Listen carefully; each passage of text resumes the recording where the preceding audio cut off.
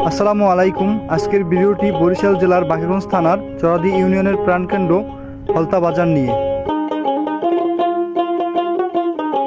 এই বাজারটি অবস্থিত কয়া নদীর তীরে। বহু বছরের পুরনো এই হলতা বাজার, সপ্তাহে 2 দিন মিলে এই হাট। দূর দূরান্ত থেকে ব্যবসায়ীরা একদিন আগেই অবস্থান নিয়ে থাকেন এই হলতা বাজারে। তবে গত কয়েকটি বছর ধরে দেখা যাচ্ছে না ক্রেতাদের তেমন কোনো ভিড়। ঐতিহ্যবাহী এই হলতা বাজারের সৌন্দর্য দেখা যাচ্ছে না আগের মতো। বেচা কিনা হচ্ছে না বলে জানিয়েছেন ব্যবসায়ীরা। রানীরহাট, সিংহবাড়ি, কাটাখালী, কয়াবাজার এ সমস্ত এলাকার লোকজনের আনাগোনা একটু কম দেখা যাচ্ছে বলে জানিয়েছেন এলাকার সাধারণ মানুষেরা। চলুন দেখে আসি ঐতিহ্যবাহী হলতা বাজারের কেনাকাটার কিছু চিত্র।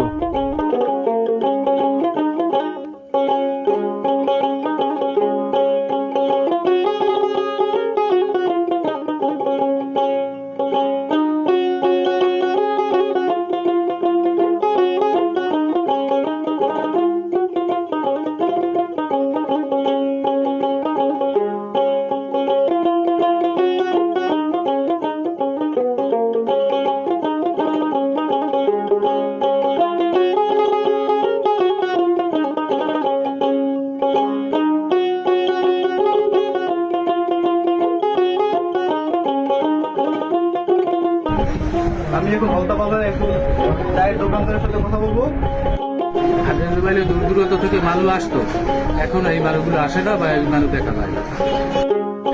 আগে অনেক বেচা কিনে হয়েছে, বর্তমানে এখন বেচা কিনে অনেক কম।